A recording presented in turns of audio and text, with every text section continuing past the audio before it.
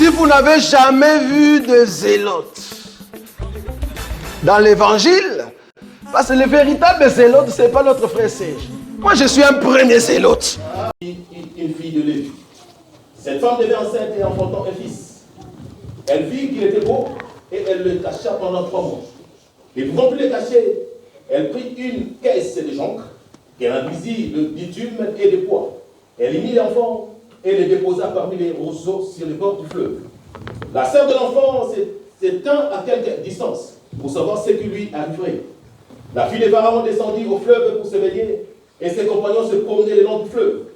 Elle aperçut la caisse au milieu des roseaux et elle envoya sa servante pour la prendre. Elle ouvrit et elle vit l'enfant, c'était un petit garçon qui pleurait. Elle en eut pitié et elle dit, c'est un enfant des Hébreux. Alors la sœur de l'enfant dit à la fille de Pharaon, veux-tu que j'aille te chercher une nourrice parmi les femmes des Hébreux pour allaiter cet enfant? Va, lui répondit la fille de Pharaon. Et la jeune fille alla chercher la mère de l'enfant. La fille de Pharaon lui dit, un fils. Elle lui donna le nom de Moïse, car dit-elle, je l'ai retiré des eaux. Parole du Seigneur. Amen. Que Dieu bénisse sa parole. Amen. Nous continuons dans notre enseignement sur la fille de Pharaon. Pour ceux qui étaient là avec nous le vendredi, nous avons touché des éléments très importants afin de progresser dans cet enseignement. Qu'on mette avec les tableaux. Dans cet enseignement, parce que nous croyons que le Seigneur de gloire qui nous a donné ces instants, il est tellement fort et béni de tous. Nous continuons, donc je suis arrivé la fois passée sur le terme, le 3 mois. Comme vous savez, dans notre évangile, nous parlons 4 langages. Nous n'avons pas une langue, mais nous avons 4 langues. Et tout homme de Dieu, tout prédicateur de l'évangile doit présenter au fait les 4 langues. Je vous avais dit, permettez ici que je puisse vous parler dans la révélation et la prophétie. Qui dit révélation, c'est-à-dire je vais commencer à révéler Christ dans une écriture que toi tu lis normalement, mais c'est là-bas qui se cache. Comme nous avons lu le vendredi dans Luc chapitre 24, le verset 44, Jésus va dire aux disciples, écoutez, tout ce qui est écrit de moi dans les livres de Moïse, livre de prophètes et le livre de psaumes, ça devait s'accomplir. Donc nous croyons que si Exode fait partie du livre de Moïse, donc Jésus se cache là-bas. Donc du coup, nous avons pris cette écriture pour vous montrer que Jésus s'est caché dans cette écriture de Exode chapitre 2, à partir du 1er verset jusqu'au 10e verset. Maintenant, il te faut les yeux pour bien voir cela. C'est pour cela que nous sommes là et nous allons maintenant marcher pour voir ta vie ici. Parce que moi, je crois fermement que tu viens du ciel et que tu dois rentrer au ciel. Israël est venu de Canaan, il doit rentrer à Canaan. Tous ceux qui sont du ciel, vouloir ou pas, tu dois rentrer au ciel. Nous sommes arrivés pour expliquer au fait le 3 jours, ou soit le 3 mois. C'est-à-dire, la femme, cette maman, la maman de Moïse, qu'est-ce qu'elle a fait? Elle a pris le bébé, elle a gardé le bébé pendant 3 mois dans sa maison. Pourquoi? Mais parce que Pharaon avait donné, au fait, une annonce que tout bébé mâle devait être tué. Alors, qu'est-ce que la mère a fait? Elle a gardé l'enfant pendant 3 mois. Et ce n'est qu'après 3 mois, c'est là-bas qu'elle a fait sortir le bébé. Pourquoi elle-même a dit, ne pouvant plus cacher le bébé. Pourquoi? Parce que Pharaon cherchait le bébé. Ça, c'est dans la lettre. Mais nous avons compris que le 3 mois en question veut dire 3 ans de ministère de Jésus. Jésus qui est né au fait d'Israël au temps de la loi, parce que cette femme cette femme est une femme lévite, c'est-à-dire la femme de la mère de Moïse et son père. Jésus étant né dans une famille sortie du temps de la loi, c'est Jésus doit faire un ministère de 3 ans. Et nous avons dit le ministère des 3 ans de Jésus, c'était un ministère très puissant, un ministère glorieux. Un ministère de gloire. Quand tu le rencontres en face, tu te dis, je suis en face d'un homme très puissant, rempli d'autorité, très puissant. Dieu me met à cœur que nous allons prier pour des bien-aimés, c'est bien. Et nous allons prier, pourquoi? Parce que nous voulons rajouter la gloire et la puissance dans vos vies. Amen. De sorte que si seulement tu étais faible, la prière que nous allons faire tout à l'heure, ben, ça va t'augmenter dans une autre dimension. Tu vas comprendre que tu ne peux pas avoir peur. Parce que c'est lui qui vient très bientôt. Il vient juste pour te chercher. Amen. Parce que tu dois monter très bientôt, bien-aimé. Ça va? Donc, il te faut avoir la puissance, le courage. Remarquez que les disciples, ce temps-là, la Bible dit, alors qu'on les menaçait. Pourquoi? Parce que on devait les interdire, hein, prêcher au nom de Jésus. La Bible dit, ils étaient cachés dans des maisons. Mais quand le Saint-Esprit est venu, ils ont reçu l'autorité, ils sont sortis. Ils n'avaient plus peur. Pourquoi? Une personne qui a l'autorité de Christ, tu n'auras plus peur. Amen.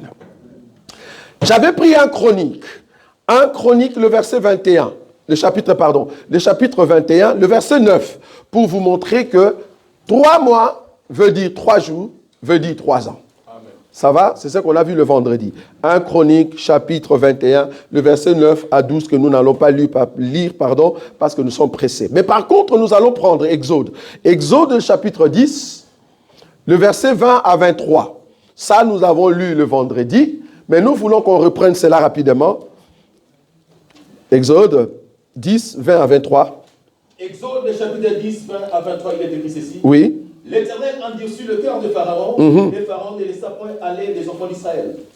L'Éternel dit à Moïse, étends ta main vers le ciel, et qu'il y ait des ténèbres sur le pays d'Égypte, et que l'on puisse les toucher. Toucher les ténèbres, c'est ça? Oui. Qu'on puisse toucher les ténèbres. Oui. On est d'accord, on continue. Moïse étendit sa main vers le ciel, et il eut d'épaisses ténèbres dans tout le pays d'Égypte pendant 3 jours.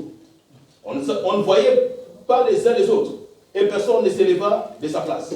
Pendant 3 jours, mais il y avait de la lumière dans le lieu où habitaient tous les enfants d'Israël. J'aimerais te dire ici, la Bible dit que les ténèbres, on pouvait le toucher en Égypte, mais pendant 3 jours. En même temps, à Goshen, il y avait la lumière pendant 3 jours.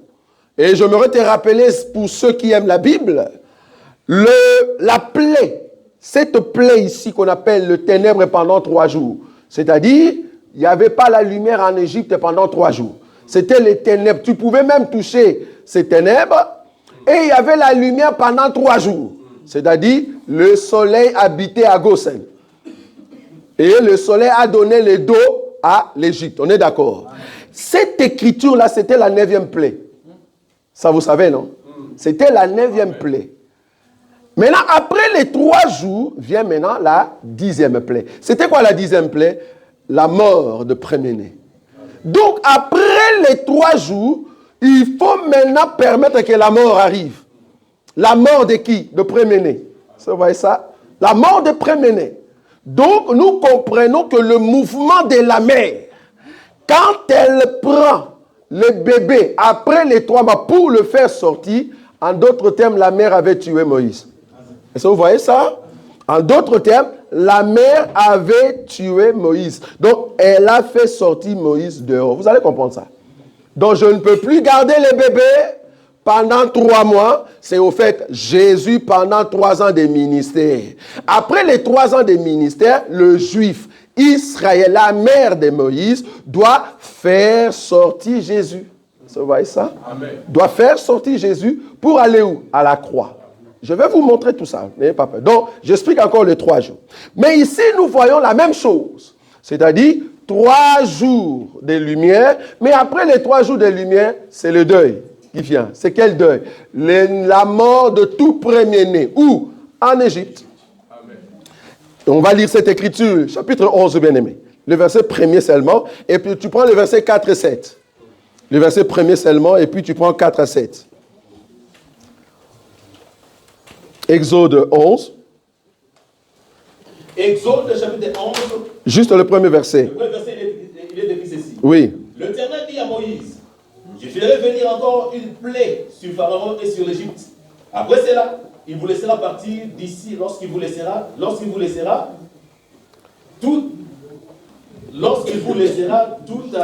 à fait aller, il vous cherchera. Il vous chassera. Il vous chassera même d'ici. Voilà le verset 4 jusqu'à 7. Moïse dit, Ainsi parle l'Éternel. Vers les milieux de la nuit, je passerai au travers de l'Égypte. Et tous les premiers-nés mourront dans le pays d'Égypte, depuis le premier-né de Pharaon assis sur son trône, jusqu'au premier-né de la servante qui est derrière la meule, et jusqu'à tout le premier-né des animaux. Il y aura dans tous les pays d'Égypte des grands cris, tels qu'il n'y en a point eu et qu'il n'y en aura plus de semblables. 7.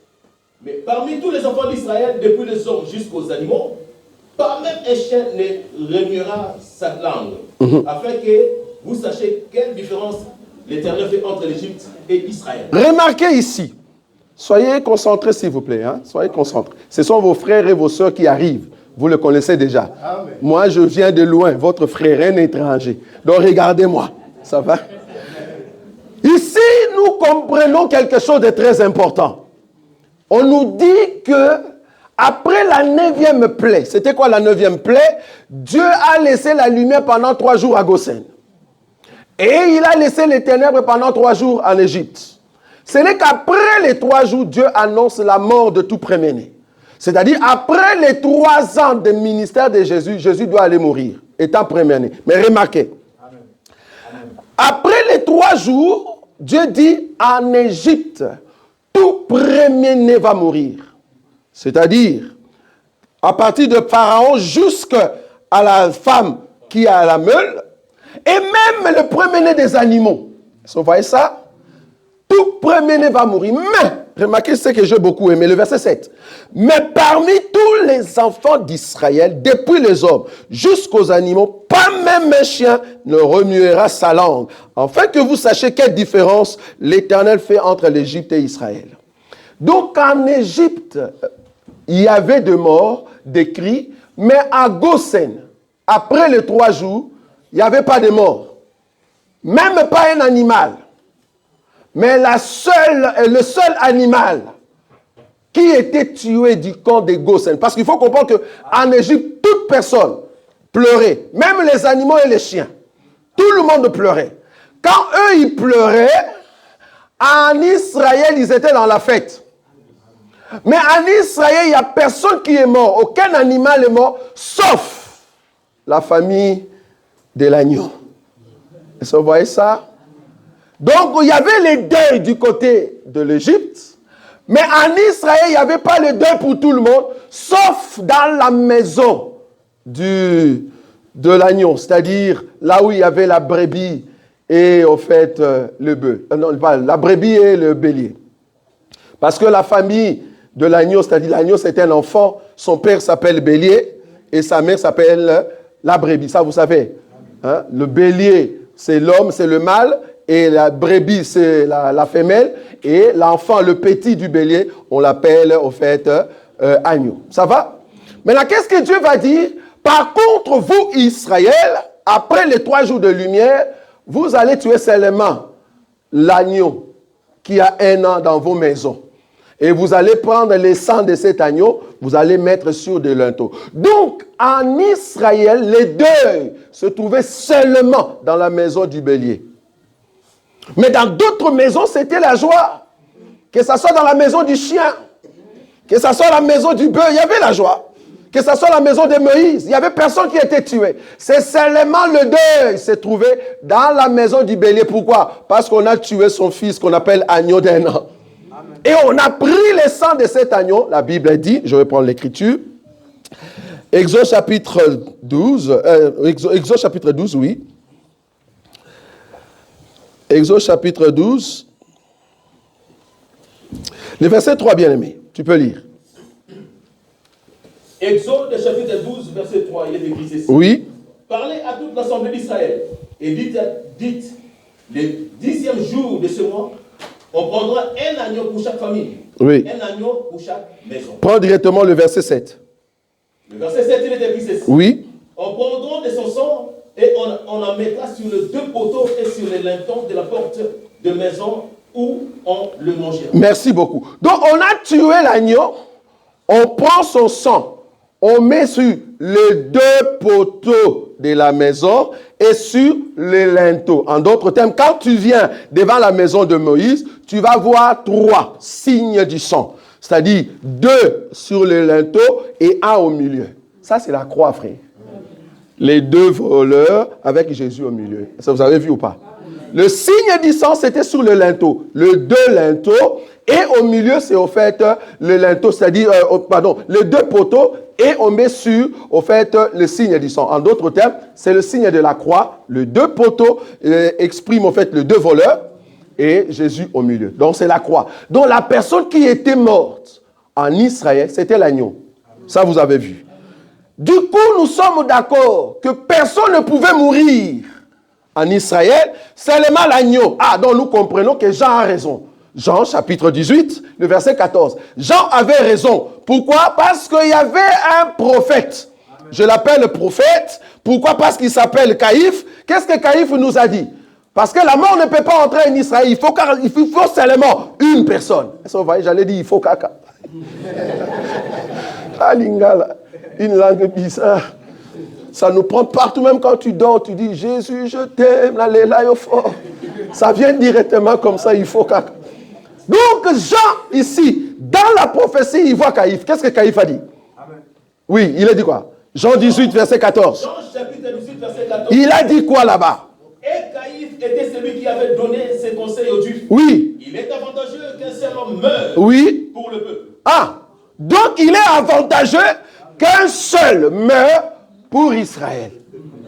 Donc on comprend que c'est l'agneau. Est-ce que vous voyez ça? C'est l'agneau Jésus qui est mort pour le bien de tout le peuple. C'est ça l'agneau qui est mort là-bas en Égypte, dans le pays qu'on appelle Goshen. Est-ce que vous voyez ça?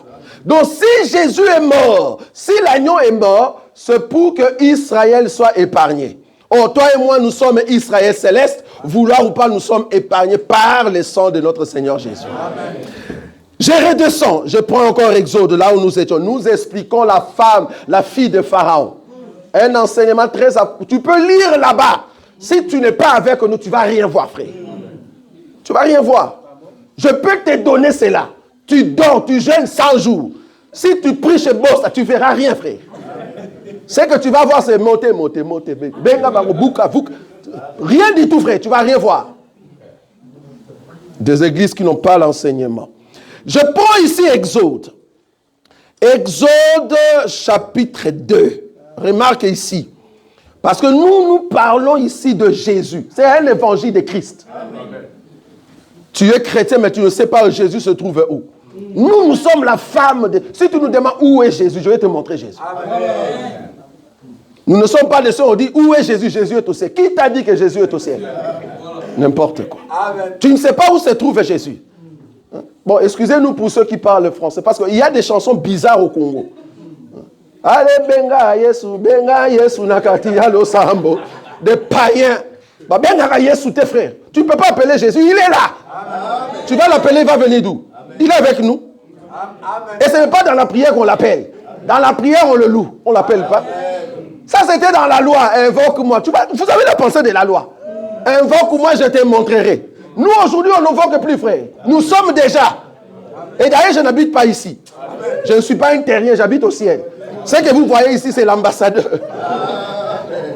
J'aime beaucoup l'évangile. Je prends une écriture. Remarque. Exode chapitre 2. Remarque ce que la fille nous a dit ici. Le verset 4, bien aimé. Le verset 3. Qu'est-ce qu'il est dit là-bas?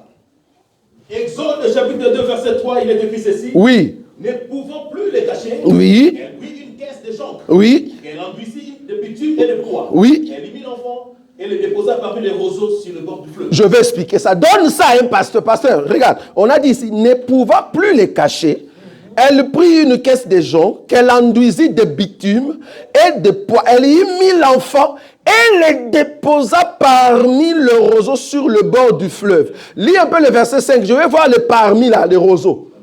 Il est quoi dans le verset 5? Parce que je vais voir un pasteur qui va m'expliquer ça. Le verset 5, oui. Il est dit quoi? Oui. La fille de Pharaon oui. Au fleuve pour oui. baigner, oui.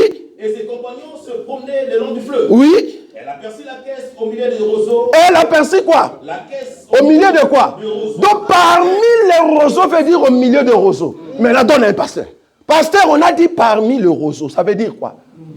Ah non frère. Tout ce qui n'est pas révélé. Tu vois? Tu ne connais pas la Bible, frère.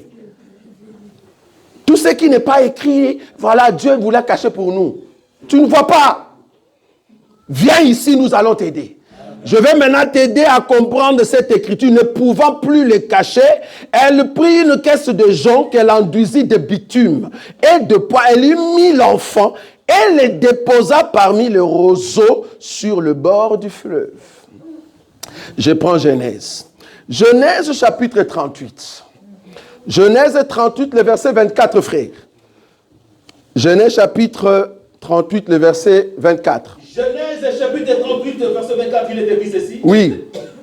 Environ 3 mois après, Oui. on vint dire à Judas, Oui. Tamar, ta belle-fille, Oui. s'est prostituée. Oui. Et même la voilà enceinte à la suite de sa prostitution. Oui. Et Judas dit, faites-la sortir et qu'elle soit brûlée. Ah, donc Tamar était enceinte. 3 mois, personne ne savait. Les bébés étaient dans les ventres cachés. Ceux qui sont dehors ne voyaient pas. Jésus était en Israël pendant 3 ans, personne ne le voyait. Mais après le 3 mois, il faut qu'on puisse tuer Tamar. Amen. Donc elle ne pouvait plus cacher le secret. Comme elle ne veut plus cacher le secret, elle doit dévoiler qu'elle a un bébé. Amen. Donc Jésus qui s'est caché pendant 3 ans en Israël, amen, il doit être maintenant dévoilé à d'autres personnes. Est-ce que vous voyez ça? Ça, c'est Tamar qu'on va tuer. Est-ce que vous voyez ça? On a dit, on va la tuer. Donc, après les 3 mois, après les 3 ans, après les 3 jours, c'est la mort qui vient. Est-ce que vous voyez ça? C'est la mort qui arrive. C'est la même chose parce qu'on ne pouvait plus cacher la grossesse. Ne pouvait plus cacher. Est-ce que vous voyez ça? Deutéronome. Je viens petit à petit. Nous, on ne saute pas de versets, frère. Vous sautez, tu penses que c'est en français. Nous, on ne voit pas le français là-bas. Deutéronome 14, le verset 28. Ne pouvant plus cacher, cela veut dire quoi? Deutéronome chapitre 14, verset 28. Oui, oui. Au bout de 3 ans, au bout de 3 ans, tu sortiras toute la dîme des produits pendant la 3e année. Tu sortiras toute la dîme de tes produits. Et tu feras quoi après? Continue. Tu les déposeras dans tes portes. Oui.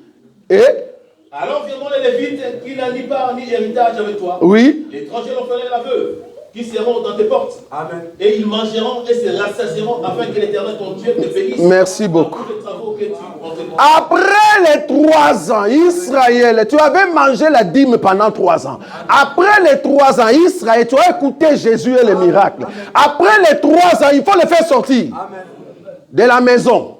Parce que tu as mangé pendant 3 ans. Alors fais-les sortir après 3 ans. Comme ça, les pauvres viendront prendre la dîme et ils vont manger la dîme. Tu le fais sortir dehors ta maison. Donc ne garde plus la dîme dans la maison. Jésus, après 3 ans, a été mis dehors. Le pauvre que nous sommes venus prendre Jésus. Amen. Amen. La dîme n'est plus d'actualité, bien-aimé. Je le répète toujours. On va me tuer pour ça. La dîme n'est plus d'actualité. Donc, après 3 ans, il y a la mort qui arrive. C'est là-bas que je voulais vous amener. Ok, nous avons expliqué que la caisse des joncs, c'est au fait la nature de Jésus. C'est vrai, c'est Jésus humain, mais qui a l'onction. C'est ce que nous avons dit la fois passée. La caisse de joncs, c'est au fait Jésus, mais qui a l'onction, parce qu'on doit mettre le poids dessus. C'est l'huile qui empêche que la caisse puisse être engloutie dans l'eau. Jésus qui a l'onction ne peut pas pécher. Vous voyez ça? Ok, on avait déjà expliqué. Maintenant, je vais expliquer quelque chose de très important. Je descends. La Bible dit toujours dans le verset 3, la deuxième partie, il est dit quoi? Il eut mis l'enfant et les déposa parmi le roseau sur le bord du fleuve. Je vais expliquer c'est quoi le bord du fleuve. Et c'est quoi au milieu de roseau ou parmi le roseau. Le bord du fleuve, je prends une écriture, Luc chapitre 5. Il est dit quoi? Luc chapitre 5, le premier verset jusqu'à 4.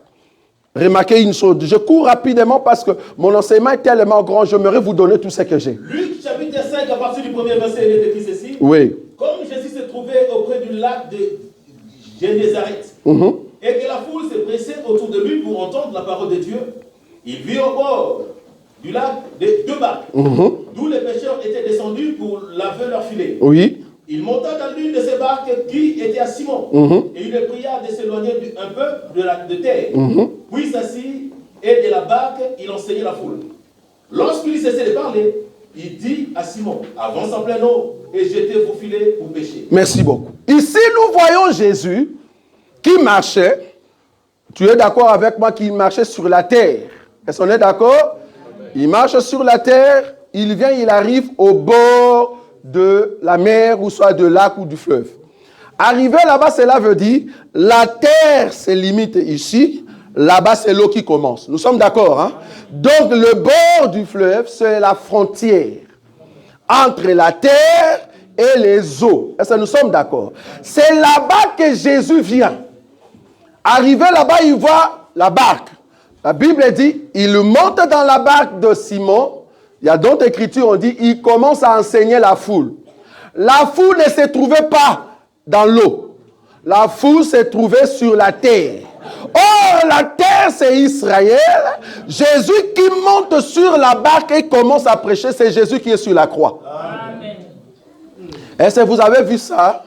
Jésus qui est sur la croix, il commence à enseigner Israël. La foule qui regarde Israël comme ça, c'est le peuple qui était devant la croix, qui regardait Jésus. Est-ce que vous avez vu ça? Je vais vous prouver ça. Jésus a enseigné quoi? Dans d'autres écritures, on dit, il a enseigné sur le semeur, le bon semeur. C'est-à-dire, les grains est tombé ici, mais il n'y a pas eu, jusqu'à ce que la quatrième terre a accepté le grain et il y a eu beaucoup de fruits. En d'autres termes, il parlait de sa mort. Lui qui est la sémence, on va le jeter dans une terre, il va mourir, mais après, il va bourgeonner. Est-ce que vous voyez ça? Il parlait de cette parabole-là. Donc, sur la barque, Jésus commence à parler sur la mort. En d'autres termes, il prêche sur sa mort. Amen. Parce qu'il est sur la croix. Amen. Amen. La barque là-bas, c'est sur la croix. Toi, tu vois bateau. Tu vois? Quand tu donnes un passage, tu dis oui, barque. On le fait avec des bois. Toi, tu vois barque. Tu lis en français, frère. Tu ne vois pas. Nous, on voit la croix là-bas. Donc, du coup, ça, c'est la croix. Quand on dit au bord, c'est-à-dire la frontière entre l'eau et la terre. Or, la terre, c'est Israël. Les eaux, c'est les nations. C'est là-bas qu'on vient mettre la croix. Ok. C'est-à-dire, là où on a mis la croix, nous devons voir la rencontre de deux peuples. C'est-à-dire le peuple de la terre et le peuple des eaux. Amen. Nous sommes à la croix, frère. Amen. Nous sommes à la frontière. C'est-à-dire, il y a les eaux de l'autre côté, il y a la terre de l'autre côté. C'est là-bas qu'on a mis la croix. C'est là-bas que Jésus prêche. Donc, soit vous, Israël, vous mangez ce que je dis, soit les eaux, venez me prendre. Mais la Bible dit, Jésus a dit à Simon, amen, de faire quoi? Simon, entre dans la profondeur. Amen. Au lieu qu'il descende et marche là-bas, non. Il entre dans les eaux. Amen. Donc, Jésus a fait le voyage de quitter la terre vers les eaux. Est-ce que vous voyez ça? Amen. C'est ça le déplacement de celui qui était lumière de l'autre côté. Il est devenu lumière maintenant pour les eaux. Amen. C'est-à-dire, il a quitté la maison de la mère, de sa mère, c'est-à-dire Moïse, pour devenir le fils de la fille de Pharaon. Vous voyez comment je viens? Je vais prendre encore une écriture. Je suis dans le livre de... Quel livre? Ésaïe. Ésaïe chapitre 36. Ésaïe chapitre 36. Le verset 6, bien aimé. Ésaïe chapitre 36, verset 6, il est écrit ceci. Oui. Voici, tu l'as placé dans l'Égypte. Oui. Tu as pris pour soutien ce roseau cassé. Oui. Qui pénètre et perce la main de quiconque. Qui pénètre et perce la main de quiconque. S'appuie dessus. Ok. Tel est Pharaon, roi d'Égypte, pour tous ceux qui se confient en lui. Je répète ici, on nous donne l'explication dans la révélation du roseau cassé. Le roseau cassé, c'est Pharaon. C'est quoi le roseau cassé? Le roseau cassé, c'est toute personne qui pénètre et qui perce les mains. En d'autres termes, qui vole. Est-ce que vous voyez ça? Qui vole. C'est un brigand. Est-ce que vous voyez ça ou pas? C'est un brigand. Ok? Je prends Ésaïe chapitre 19, le verset 6. Il est dit quoi? Ésaïe chapitre 19, le verset 6. Ésaïe chapitre 19, verset 6. Oui, oui. Les rivières seront infectées. Oui. Les canaux de l'Égypte seront bas et desséchés. Oui. Les joncs et les roseaux se flétriront. Les joncs et le roseau se flétriront. Cette écriture me donne la liaison entre les roseaux et les joncs. Or, je vous ai dit que les joncs n'est rien d'autre que le Seigneur Jésus, la nature du Seigneur Jésus, mais qui est sur l'eau. Au lieu d'être sur l'eau, non, la Bible dit, la femme, la mère de Moïse, qu'est-ce qu'elle a fait? Elle a pris les joncs, elle a mis le bébé à l'intérieur. Elle vient placer par la révélation le bébé au milieu des roseaux. Or, les roseaux veut dire brigand. Amen. Et pas moniteur. Le roseau, c'est le Esaïe, veut dire la main qui pénètre. Non, pardon. C'est lui qui pénètre et qui perce quoi? Le main. Donc c'est un brigand. Maintenant, la mère de Moïse, qui prend Moïse, il dit non, je vais aller les cacher. Au lieu de les cacher parmi les manguiers, non. Il vient les placer au milieu des roseaux, entre les deux brigands. Est-ce que vous avez vu ou pas? Il vient les placer entre les deux brigands. Mais il place quoi? Les joncs. Ah, donc les joncs et a mis les roseaux. Pourquoi? Parce que Jésus, quand on l'a arrêté, on a dit, laissez-nous Barabbas, parce que Jésus, nous voulons le crucifier comme un brigand. Donc les joncs, parce que les joncs veut dire, tu es brigand, mais tu n'as jamais volé. Est-ce que tu le vois ou pas? Donc Jésus n'a jamais volé, oui, mais tu seras parmi les brigands, parmi le roseau. On les met au milieu, parmi, entre les deux brigands. Est-ce que tu as vu ou pas? Mais regarde là où Jésus vient se cacher. Dans Exode, frère. On l'a mis parmi le roseau, lui qui est le jonc. Est-ce que vous voyez ça? Les joncs est mis parmi le roseau, c'est-à-dire parmi les deux brigands. Est-ce que vous avez vu? Ok. Je continue. Le verset, on va lire ça, le verset 4, il est dit quoi? La sœur de l'enfant, Exode chapitre 2, le verset 4. La sœur de l'enfant s'éteint à quelque distance pour savoir ce qui lui arriverait. Quand toi tu lis comme ça, il y a un homme de Dieu qui nous prêche des films de Moïse. Frère, évitez ça. Il pense que non, c'est un film, tu vois. Il dit la sœur de l'enfant, c'est-à-dire quand la mère a mis le bébé sur l'eau, dans le film de Moïse que vous regardez, il y a la caisse qui commence à se déplacer. Et puis il y a la fille qui suit, tu vois, dans l'eau, et jusqu'à ce que ça s'arrête. Quand ça s'arrête, on voit maintenant au fait la fille de Pharaon qui vient maintenant pour... Ça, c'est le film. Dans la révélation, le bébé n'a pas déplacé. Parce que dans l'écriture, la Bible dit, la mère déposa. C'est tout. Amen. Israël vient déposer Jésus sur Golgotha. Comment est-ce que Jésus sur la croix commence à se déplacer? Ça ne va pas. Quand tu prêches, ne prêche pas le film, frère. Prêche ce que tu vois sur la Bible. Amen. Comme ça, tu entres dans la révélation. La mère a déposé, l'Israël a déposé Jésus sur la croix. C'est ce que la Bible dit. Maintenant, la Bible dit, la sœur de l'enfant était là, elle regardait qu'est-ce qui va arriver. Est-ce que nous sommes d'accord? Je vais trouver cette écriture-là. La sœur, pardon. Je vous avais dit, la sœur, c'est qui? Les disciples. Nous sommes d'accord, hein? Les disciples qui regardaient leur Seigneur qui était à la croix. C'est ça qu'on a dit, non? Ok, nous allons prendre. Moi, j'explique Jésus dans Exode.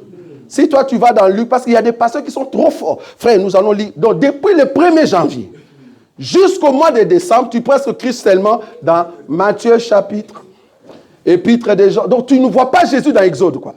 C'est grave. Je vais prendre une écriture. La sœur de l'enfant s'éteint à quelque distance pour savoir ce qui lui arrivait. Ok. Je vais prendre une écriture. Je prends Luc chapitre 23. J'aimerais vous dire, avant de prendre Luc 23, que la mère, remarquez, la mère est venue avec la caisse, elle a mis au fait dans le roseau. Est-ce que nous sommes d'accord? La petite était là, parce que la mère a amené la petite. Parce que la petite doit voir qu'est-ce qui va arriver. Or, la petite, c'est la sœur de bébé. C'est-à-dire, elles ont le même sang. Ils sont sortis du même père. Donc, c'est les connaissances. En d'autres termes, frères, sœurs. Donc, ils sont ensemble avec les bébés. Mais la mère, c'est elle qui a engendré les bébés. La mère vient déposer. La petite aussi était là. Est-ce que vous voyez la mère et la petite? Ok, je prends Luc. Luc, chapitre 23. Nous allons prendre l'écriture 35. Il est dit quoi? Luc 23, l'écriture 35. Écoutez. Luc chapitre chapitre 23, verset 35, il est écrit ceci. Oui. Le peuple s'était né là. Oui. Et regardez les magistrats se moquaient de Jésus. Oui. Disant, il a sauvé les autres, qui se sauve lui-même. S'il est le Christ, l'élu de Dieu. Donc ils étaient là, ils regardaient le Christ, ils disent, ah, mais s'il est le Christ, qui se sauve. Mais ça c'est le peuple, c'est la mère qui regardait. Mais moi je cherche la sœur, pas la mère, ça c'est le peuple. Là où Jésus est sorti. Est-ce que vous voyez ça? Moi je vais chercher la sœur. Ok. Prends-nous le verset 49. Eh, Bible est complète, frère. La Bible est complète. 49 jusqu'à 52. Il est dit quoi? Le verset 49 est écrit. Oui. Ceci. Tous ceux de la connaissance de Jésus. Tous ceux de la connaissance de Jésus. Et les femmes qui l'avaient accompagné. Et les femmes qui l'avaient accompagné. Se tenaient dans l'éloignement et regardaient ce qui se passait. Ah, se tenaient loin et regardaient ce qui s'est passé, frère. Amen. Loin. Comme la jeune fille. Amen. Dans Exode, la jeune fille qui regarde de loin. Qu'est-ce qui va se passer? Cela veut dire que c'était les disciples qui regardaient de loin. Qu'est-ce qui va se passer? Amen. Nous venons les trouver chez Exode. Est-ce que vous voyez ça? Et qu'est-ce qui s'est passé? Continue, frère. Parce que je vais voir qu'est-ce que la fille a fait. Parce que peut-être dans Exode, tu ne vois pas. Mais regarde ce que la fille a fait. Continue. Il y avait un conseiller nommé Joseph. Oui. Homme bon et juste. Oui. Il n'avait point participé à la décision et aux actes des autres. Oui. Il était d'Arimathée. Oui. D'Arimathée. Oui. Fils des Juifs. Uh-huh. Et il attendait le royaume de Dieu. Oui. Cet homme s'est rendu vers Pilate. C'est rendu vers Pilate. Et demandant le corps de Jésus. Oui. Il est descendu de la croix, l'enveloppa de linceul et le déposa dans un sépulcre taillé dans les rocs où personne Merci n'avait beaucoup. été encore mis. Ça, c'est Joseph d'Arimathée. Waouh! Donc, parmi les filles, ou ceux qui sont de la connaissance de Jésus, il y avait aussi un qu'on appelle Joseph d'Arimathée. Dans d'autres écritures, il y a aussi l'autre qu'on appelle Nicodème. Parce qu'ils étaient à deux. Je me te dire, Joseph d'Arimathée et Nicodème sont de la famille des pharisiens, mais qui écoutaient Jésus. Ils sont pharisiens, mais en même temps, ils écoutent Jésus. C'est-à-dire, ils sont de la famille de Lévi, mais qui écoutent Jésus. Ce sont eux, au fait, les Lévites qui viennent chercher la dîme après les 3e année. Amen. Est-ce que vous avez vu? Est-ce qu'il faut aller là-bas? Si tu es pasteur, tu vas abandonner ton pastorat, frère. Tu vas dire, mais comment il voit ça, frère? Dieu aide-moi pour voir. Deux Lévites qui viennent chercher la dîme en dehors de la maison. Parce que la Bible dit, les Lévites viendront pour chercher la dîme après les 3 ans. Or, après les 3 ans de ministère de Jésus, ceux qui sont venus prendre le corps de Jésus, c'est Joseph d'Arimathée et Nicodème. Ici, si tu n'as pas de bottines, frère, tu vas fuir. Parce que c'est la dimension extraordinaire. Il faut seulement coucher avec Jésus pour comprendre ce que je dis ici. Donc la fille qui était là, il y avait parmi ces filles-là une personne qu'on appelle Joseph d'Arimathée. Qu'est-ce que Joseph d'Arimathée a fait? Dit non. C'est vrai que Jésus est sur la croix. Si je laisse le Seigneur comme ça alors qu'il vient de mourir, ça ne va pas. Je vais aller dire à Pilate. Est-ce que tu vois la jeune fille qui parle avec la fille de Pharaon? Souka. Souka. La jeune fille va parler maintenant à la fille de Pharaon. Ce n'est pas la mère qui a parlé. C'est la jeune fille qui parle avec la fille de Pharaon. Or, la fille de Pharaon, ce sont les étrangers. Or, les étrangers, ce sont des Romains. Ici, la fille de Pharaon, c'est elle qui a le pouvoir de Pharaon. Mais ici, maintenant, dans l'eau, Pilate avait le pouvoir de César. Mais en Israël, c'est lui qui a donné l'ordre à Joseph d'Arimathée de prendre les bébés. Amen. Amen. Est-ce que vous avez vu ou pas? Je continue. Là, je mange très bien, frère. La fille de Pharaon descendit au fleuve pour se baigner et ses compagnes se promenaient le long du fleuve. Elle aperçut la caisse au milieu de roseaux et elle envoya sa servante pour prendre cette caisse. En d'autres termes, j'expliquais, la fille de Pharaon, ici, peut représenter les étrangers, peut représenter Pilate. Une personne qui a le pouvoir de la part de César, qui a le pouvoir de la part de Pharaon. Mais remarquez que Pilate n'était pas seul. Pilate ne voulait pas venir À Golgotha, Pilate a envoyé ses compagnes qui ne sont rien d'autre que les soldats romains. Et... Amen. Ah, ils n'ont pas compris. Je répète. Pilate, qui est ici comme la fille de Pharaon. Pourquoi? Parce qu'elle a le pouvoir de Pharaon. Pilate a le pouvoir de César.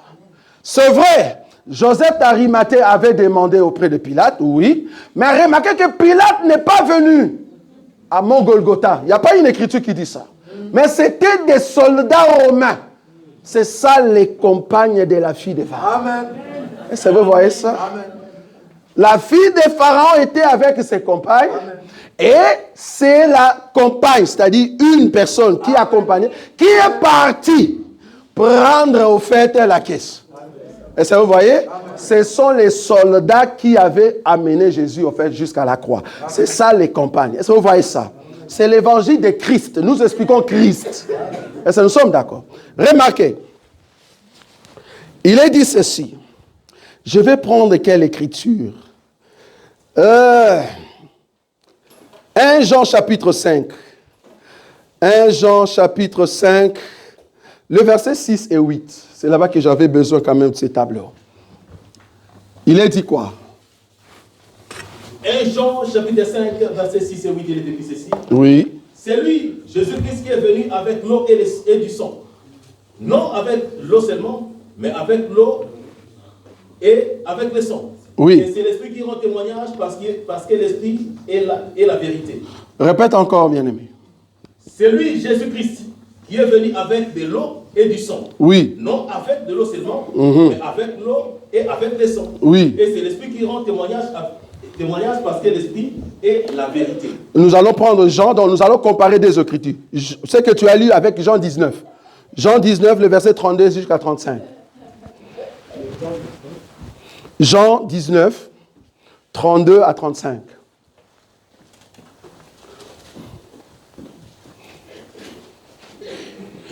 Jean chapitre 19, verset 32 à 35, il est écrit ceci. Oui. Les soldats vinrent donc, et ils rompirent les jambes au premier. Oui. Puis à l'autre qui avait été crucifié avec lui. Oui. S'étant approché de Jésus, et les voyant déjà mort, ils ne lui rompirent pas les jambes. Oui. Mais un des soldats lui perça les côtés. Un des soldats lui perça des côtés, oui. Avec une lance. Avec une lance.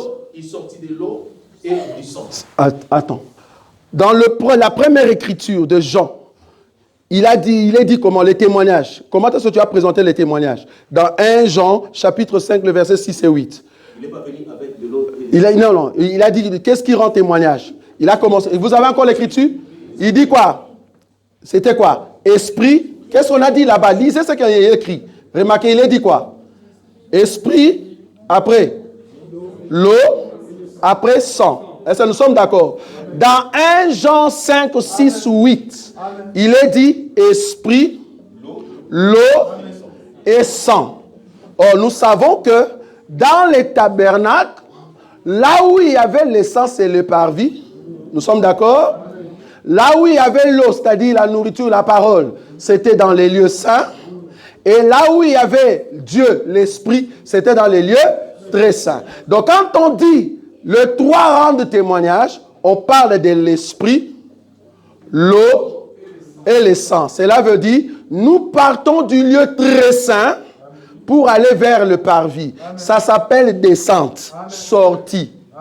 Est-ce que vous voyez ça? Dieu qui est esprit, il sort vers le parvis. Est-ce que vous voyez ça? Esprit, eau, sang. Est-ce que vous voyez ça? Mais ça, c'est le témoignage. En d'autres termes, quand Dieu est venu du ciel, du lieu très saint, il est passé dans le lieu saint pour arriver dans les parvis sur la terre. Est-ce que nous sommes d'accord? Maintenant, quand il a terminé le boulot, il doit rentrer. Est-ce que nous sommes d'accord? Il rentre maintenant selon Jean, chapitre 19. Tu répètes maintenant. Jean, chapitre 19, le verset 32-35. Là, il rentre. Qu'est-ce qu'il est dit là-bas? Qu'est-ce que les soldats ont fait? Remarquez. Jean, chapitre 19, verset 35, il est écrit ceci. Oui. C'est lui qui l'a vu, on a rendu témoignage. Oui. Et son témoignage est vrai. 32, tu vois comme ça, 32? 19, 32. Les soldats vinrent donc. Oui. Et ils rompirent les jambes au premier. Oui. Puis à l'autre qui avait été crucifié avec lui. Oui. S'étant approché de Jésus, et les voyant déjà mort, Oui. il ne lui rompit pas les jambes. Mais un des soldats lui perça les côtés. Oui. Avec une lance et aussitôt il sortit du sang et de l'eau. Il sortit quoi? Du sang. Du sang et de l'eau. Est-ce que vous voyez ou pas? Amen. Il sortit du sang et de l'eau. Donc il restait quoi? Alors qu'un Jean nous a parlé des témoignages de l'esprit au sang. Mais ici, dans Jean, il nous parle de sang, eau, il restait l'esprit. Donc, ce que les soldats font ici, c'est le retour du Seigneur. C'est-à-dire le Seigneur qui rentre au ciel. C'est-à-dire, Jésus qui était venu dans les parvis pour donner son sang, il est venu pour rencontrer les soldats. Est-ce que vous voyez ça? Les soldats romains. Et quand les soldats romains maintenant percent au fait le Seigneur, on commence par les sangs, tu dois avoir les sangs, après tu auras l'eau, et le jour de la Pentecôte, tu as l'esprit. Est-ce que tu as vu ça? Donc, les soldats qui vont percer ici, c'est ici. Je prends l'écriture. Exode. Les soldats romains, c'est l'étranger. C'est toujours les compagnons de filles de Pharaon. Ça va? Remarquez. Je vais prendre une écriture. Exode chapitre 2. Le verset 6, il est dit quoi? Exode chapitre 2, verset 6, il est écrit. Oui. Elle ouvrit et vit l'enfant. Elle ouvrit quoi? Elle ouvrit la caisse. Est-ce que vous voyez ça? Amen. Elle ouvrit la caisse, veut dire les soldats a pris la pince ou la lance, elle a mis dans le corps et le corps s'est ouvert. Est-ce que vous voyez ça? Ouvrir la caisse veut dire ouvrir le corps de Jésus. Quand le corps s'est ouvert, vouloir ou pas, c'est qu'on va, le sang qui sort, l'eau, vouloir ou pas, il nous faut l'esprit. Amen. Donc, le fait que la fille de Pharaon a ouvert la caisse, cela veut dire les soldats ont ouvert le corps de Jésus. Ça vous avez vu maintenant. Maintenant, comme le corps est ouvert, nous voulons prendre le bébé qui est à l'intérieur, n'est rien d'autre que l'esprit. Est-ce que vous avez vu ça? Donc, la fille de Pharaon qui ouvre la caisse, cela veut dire le soldat a mis la pince dans le corps de Jésus, le sang et l'eau est sorti. Alors la fille a pris le bébé qui n'est rien d'autre que l'esprit. Un dernier élément pour aujourd'hui, parce que je cours rapidement, il me reste 15 minutes. Que Dieu m'aide. Jean chapitre 19, le verset 23 jusqu'à 24. Jean 19, et c'est là-bas que je vais fermer ma Bible. Jean chapitre 19, verset 23 à 24, il est écrit ceci. Oui. Les soldats, après avoir crucifié Jésus, Oui. prirent ses vêtements. Oui. Ils en firent 4 parts. Une part pour chaque soldat. Ils prirent aussi sa tunique, qui était sans couture. Oui, qu'est-ce qu'ils ont dit? De cette ici depuis haut jusqu'en bas. Oui. Ils tirent entre eux. Oui. Ne la déchirons pas. Oui. Mais tirons au sort à qui elle sera. Cela arriva afin que s'accomplisse cette parole de l'Écriture. Ils se sont partagés mes vêtements et ils ont tiré au sort ma tunique. Merci beaucoup. Voilà ce que firent les soldats. Les soldats, après avoir crucifié Jésus, ils ont dit, ben écoute, le Seigneur est sur la croix, nous allons prendre ses vêtements. Nous allons déchirer ces vêtements en 4 morceaux. Ils ont coupé en 4 morceaux. Toi, viens, on donne. Deuxième, prends. Troisième, prends. Quatrième, prends. Je ne sais pas, tu vois la personne qui distribue là. Il s'appelle les semeurs. Il sème dans la première terre. Il sème dans la deuxième terre.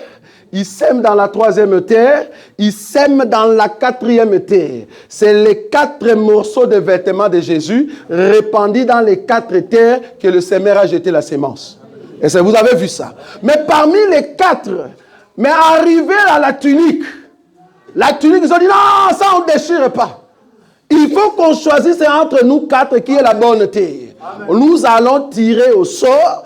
Là, si le sort tombe sur une personne, c'est cette personne qui va posséder la tunique. Donc la personne qui a pris la tunique, c'était la bonne terre. Est-ce que vous avez vu ça? Donc la bonne terre, le bon soldat a pris et le vêtement, morceau de vêtement, plus la tunique complète. Ça, c'est la bonne terre. Est-ce que vous avez vu ou pas? Donc, les 4 morceaux d'habits, c'est la sémence, c'est Jésus qui se répand sur 4 terres. Mais cependant, c'est la bonne terre qui a seulement reçu la tunique. Oh, ces soldats-là, c'est les soldats que j'explique ici. C'est ça la fille de Pharaon, qui est restée avec la tunique et les vêtements. Ce n'est pas tous les soldats, c'est seulement un soldat. Ces soldats ici, c'est Juge. Le soldat ici que vous voyez, c'est Juge chapitre 16, le verset 19. Dans notre évangile, tu vas te fatiguer d'écrire les versets. Parce que nous mettons la corrélation des Écritures pour comprendre Christ. Juge chapitre 16, le verset 19. Et là, je termine. Il est dit quoi? Juge chapitre 16, verset 19, il est écrit ceci. Oui. Elle endormit sur ses genoux. Oui. Et ayant appelé un homme. Oui. Elle rasa les tresses de la tête de Samson. Oui. Et commença ainsi à les dompter. Il perdit sa force. Continue. Elle dit alors, les Philistins sont sur toi, Samson. Et il se réveilla dans son sommeil et il dit, je m'en tirerai comme les autres fois. Oui. Je me dégagerai. Il ne savait pas que l'Éternel s'était retiré de lui. Continue. Les Philistins les saisirent et lui crevèrent les yeux. Il les fit descendre à Gaza. Il les lièrent avec des chaînes d'airain. Il tournait la meule dans la prison. Parole du Seigneur. Amen. Ici, nous avons Delilah. Delilah qui cherchait à tout prix comprendre le secret de Samson. Il voulait à tout prix comprendre le secret de Samson. La première fois, il a dit à Samson, montre-moi tes secrets. Samson a dit, mon secret, c'est ça. C'est passé. La deuxième fois, montre-moi tes secrets. Samson a dit, mon secret, c'est ça. C'est passé. La troisième fois, montre-moi tes secrets. Il a dit, mon secret, c'est ça. C'est passé. À la 4e fois, la Bible dit, son cœur n'a pas pu résister à la 4e fois. C'est là-bas, à la 4e fois, que Samson a laissé son cœur et il a dévoilé son secret. Amen. Quand nous disons à la 4e fois, les 3 premières fois, c'était l'explication de Christ dans le psaume, les prophètes et dans Moïse. Là-bas, Dieu s'est caché, tu ne vas pas le trouver. C'était comme il se mentait, il mentait. Vous voyez ça? Amen. Samson qui dit que ma force se cache ici. Quand tu vérifies, il n'y en a pas. Si tu veux trouver Dieu dans la loi, tu ne vas pas le trouver. Amen. Ma force, c'est dans les prophètes. On cherche dans les prophètes, on ne trouve pas Dieu. Ma force, c'est dans les psaumes. On cherche dans les psaumes, on ne trouve pas. Donc, les 3 premiers, on n'a pas trouvé. Après 3 ans, c'est là-bas que le cœur de Samson a dit, non, je cède. Je vais maintenant dévoiler les secrets de mon cœur. C'est là-bas que Jésus, maintenant, se dévoile. Or, quand Jésus se dévoile, qu'est-ce qui s'est passé? Delilah a pris Jésus, le véritable Jésus. Samson, c'est Jésus. Il a pris Samson. La Bible dit, il a mis la tête de Samson entre ses 2 genoux. Amen. Les genoux de Delilah, c'est les 2 voleurs. Amen. Amen. Oui. Amen. Amen. Delilah qui est assise, qui dit, Samson, viens, assieds-toi au milieu, entre mes 2 genoux. Tu vois le milieu là, c'est Golgotha. Amen. Les 2 genoux, c'est les 2 brigands. Parce que quand tu regardes les 2 genoux, ils se ressemblent. Les 2 brigands qui se ressemblent, les 2 voleurs. Amen. Parce que tu vois ça? Amen. Mais du moins, c'est un genou à gauche et un genou à droite. Et c'est là-bas que Samson vient au milieu. Et tellement qu'il y avait la chaleur des genoux de Delilah, la Bible dit, on a amené le rasoir, on a coupé les cheveux qui étaient sur la tête de Samson. Quand est-ce qu'on a coupé la tête de Samson? La Bible dit, Samson a dit, croyant qu'il avait encore la force, il dit, je vais me sortir comme les autres fois. Cette parole-là, c'est quand Jésus a dit, mon Père, pourquoi m'as-tu abandonné? Les cheveux sont partis, frère. On a coupé les cheveux de Samson sur la croix. Amen. Est-ce que tu vois ça? Amen. Et ces cheveux-là est resté entre les mains de Delilah. Est-ce que vous voyez ça? Les Delilah qui restent avec le cheveu, c'est au fait le soldat qui reste avec la tunique. Amen. Est-ce que vous voyez ça? Qui reste avec la tunique. Or, remarquez que ce soldat ici, il n'est pas juif. C'est un étranger. Amen. C'est un Romain. Amen. C'est un Égyptien. C'est la fille de Pharaon. Est-ce que vous avez vu ça? Delilah, c'est une étrangère. Delilah n'est pas de la famille de Samson. C'est au fait la fille de Pharaon. C'est la fille de Pharaon qui possède aujourd'hui le bébé Moïse. C'est la fille de Pharaon qui possède le cheveu de Samson. Quand on te dit, c'est quoi les 7 tresses de cheveux, ne souffre pas, viens ici. Une école gratuite comme ça. Waouh! Ok, les 7 tresses de Samson. Pourquoi ces 7? C'est parce que c'était dans la perfection. Amen. Une école gratuite, frère. Ok, pourquoi ces cheveux avaient un problème? C'est parce que le cheveu dans notre évangile, c'est 1 Corinthiens, chapitre 11.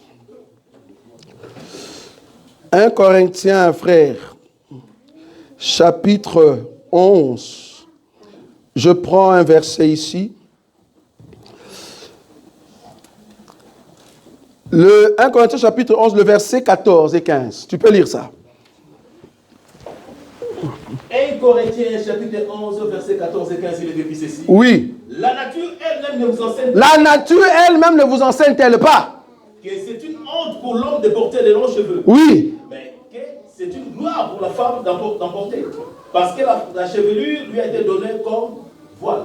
La chevelure de la femme lui a été donnée comme voile.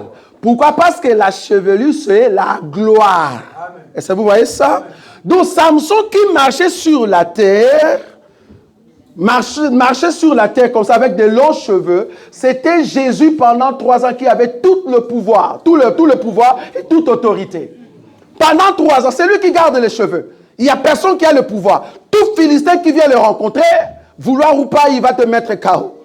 C'est ça le cheveu qui est sur la tête. Samson avait 7 tresses. Samson qui marche comme ça avec de longs cheveux, c'est la gloire qui était sur Jésus pendant 3 ans. Amen. Mais arrivé à la fin de 3 ans, on l'a amené à la croix pour être rasé.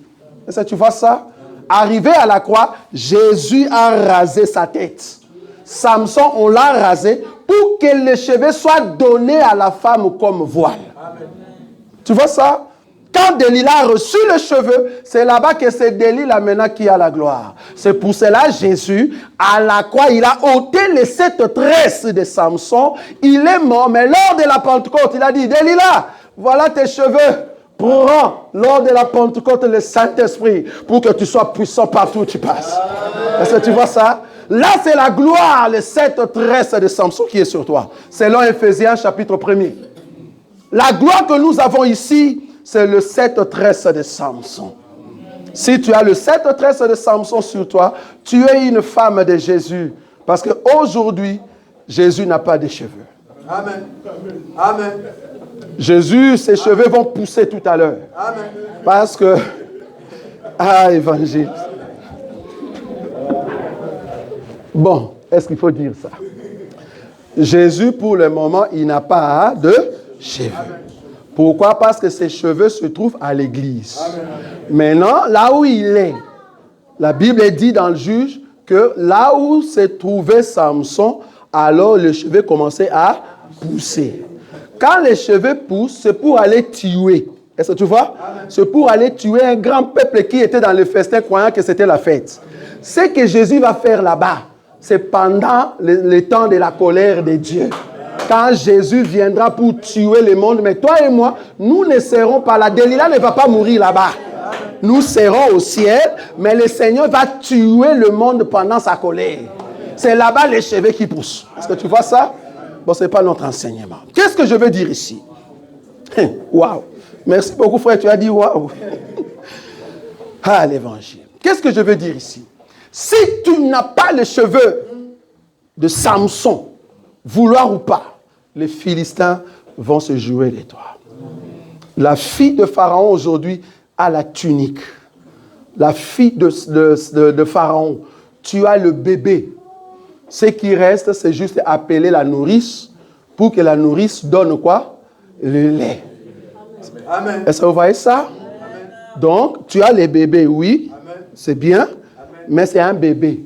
Pour que les bébés grandissent, il te faut la nourrice. Et quand la nourrice va venir, la première des choses que tu dois vérifier chez la nourrice, excusez-nous les petits, il faut que la nourrice ait des mamelles gonflées. Pourquoi? Parce qu'il y a de lait à l'intérieur. Si tu vois une nourrice qui vient avec des mamelles tombées, comprenez que cette femme n'a pas du lait. Ça veut dire quoi? À la loi et au témoignage.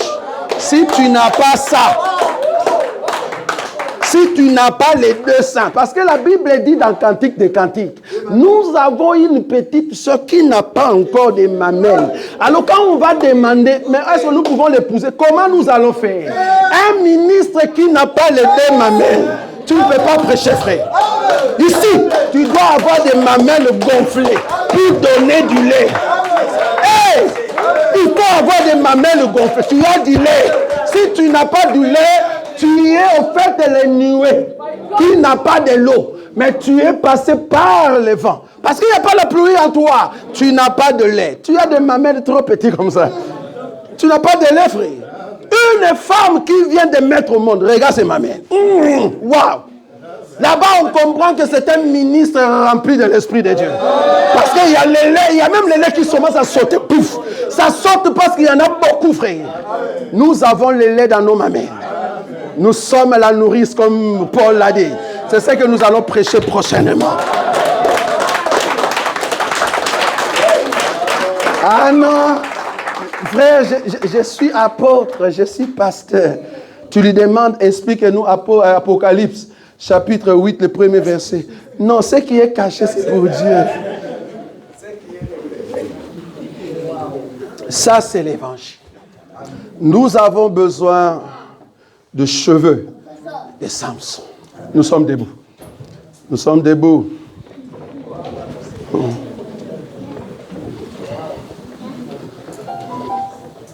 Nous sommes debout.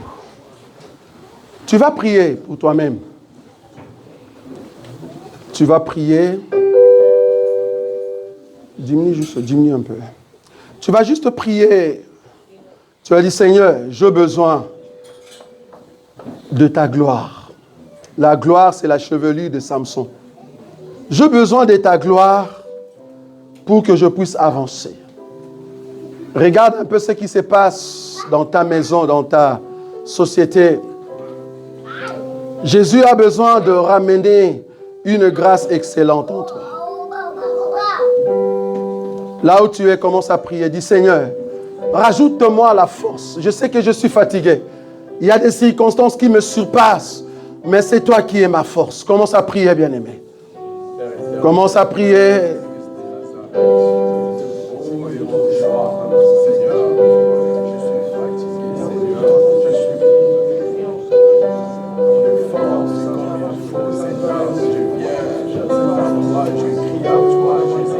Alléluia. Seigneur, remplis-moi par ta force, par ta puissance. Seigneur, qu'il nous fait encore ta force, ta puissance dans ma vie. Vous avez un bon boulot. Vous allez, vous assure, hein? Ok.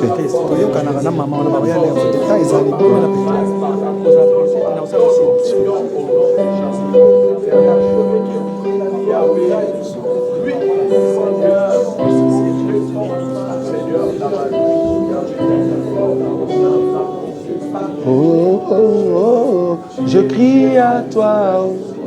Seigneur, je demande que ta force, ta puissance, Yahweh. Seigneur, je demande, Yahweh, ta force, puissance, Yahweh. Sans rythme, sans rythme, sans rythme. Oh, tu es Dieu.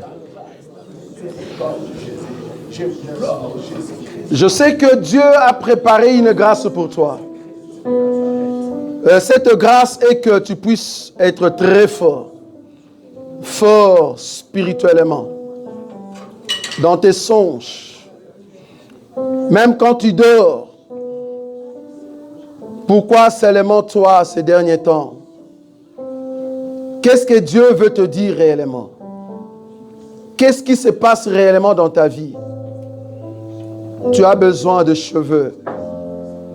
Tu as besoin de la tunique, bien-aimé. Tu as besoin de ce bébé. pour que le bébé t'amène dans la grandeur. Le bébé ici, c'est le Seigneur. Le Seigneur n'est pas loin de toi, bien-aimé. C'est juste prendre conscience de ce que tu es.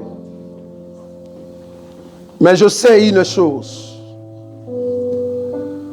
que cette femme qui avait la perte de sang, en elle-même, elle savait que le médecin ne peut rien. Mais quand elle a entendu que Jésus-Christ passait, elle a dit, il suffit seulement que je touche le pan de sa robe. Le pan de la robe de Jésus, c'est l'œuvre de la croix.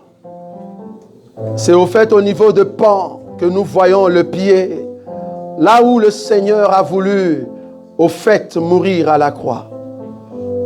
Le bébé que la fille de Pharaon a vu dans la caisse, c'était un bébé qui pleure. Cela veut dire que le bébé a besoin de prendre tes pleurs. Tu ne peux plus pleurer parce que c'est Moïse, le véritable Moïse, qui pleure à ta place. Il est monté à la croix pour libérer ta vie, bien-aimée. Il est monté à la croix pour te donner la joie. Il est monté à la croix pour confirmer que tu as un don de Dieu. Si tu sens que tu as besoin de la main de Dieu, tu as besoin que le Seigneur puisse t'assister, que quelque chose se passe dans ta vie, qu'une grâce excellente passe maintenant dans ton foyer, passe maintenant dans ta maison, passe maintenant dans ton boulot, dans tout ce que tu fais. Le Seigneur a besoin de te rencontrer maintenant. Tu ne peux pas continuer dans cette situation. Qu'est-ce qui prouve que tu es réellement un enfant de Dieu? Tu dois crier à un moment, où est ce Jésus? Les bébés qui pleurent. J'ai besoin de ces bébés. Tu as besoin de déchirer le corps de Jésus afin que le sang et l'eau sortent. Nous voulons voir le sang et l'eau maintenant. Parce que le bébé et l'esprit qui est en nous donne la force. Là où tu es, tu passes devant. Le Seigneur va te visiter maintenant. Il y a une grâce excellente. Et sur toi, il y a le sang de Dieu. Il y a l'eau de Dieu. Il y a l'esprit de Dieu qui doit couler sur toi afin de ramener les choses à sa place. Le Seigneur a besoin de ramener une joie. Je sais que ça ne va pas. Je sais qu'il y a des choses qui t'empêchent d'avancer. Je sais qu'il y a des choses qui empêchent que la gloire de Dieu soit vue. Mais j'aimerais te rassurer. Le sang, l'eau et l'esprit doivent témoigner dans ta vie que tu es un enfant de Dieu. Le Seigneur a besoin de faire passer un vent nouveau. Un vent nouveau sur toi, bien-aimé. Un vent nouveau. La femme a créé la caisse avec le bois de jonc. Dieu t'a créé comme une personne qui accepte de souffrance. C'est parce que tu es la nature de Dieu. Tu es la nature de Dieu, bien-aimé. Tu es la nature de Dieu. Et tu as besoin de l'huile qui coule sur toi pour que l'eau ne puisse pas t'attirer. Tu ne peux pas être englouti parce que sur toi, il y a l'Esprit de Dieu. Là où tu es, commence à élever la voix. Commence à élever la voix. Tu mets tes mains sur ta poitrine. Tu dis, Seigneur, écoute-moi. Je suis devant toi, je me présente, j'ai besoin de te rencontrer, de voir ta main, parce que tu es Dieu. Oh Seigneur, vois ma situation. Vois ma situation. Regarde combien de fois je pleurais, Seigneur. J'ai pleuré, alors qu'à la croix, tu as pleuré pour que moi je puisse rire. J'ai besoin de sourire, Seigneur. Ça a pris beaucoup de temps. Je ne peux pas continuer à pleurer. Je ne peux pas continuer dans cette situation. Je suis devenu un sujet d'humiliation. Je suis devenu un sujet d'insulte. Tu es mort à la croix pour me donner une place de joie. Regarde ma souffrance. Regarde mon cœur. Regarde mon âme qui saigne. Prends ma souffrance, Jésus. Élève la voix, bien-aimé. Élève la voix. Élève la voix. Alléluia.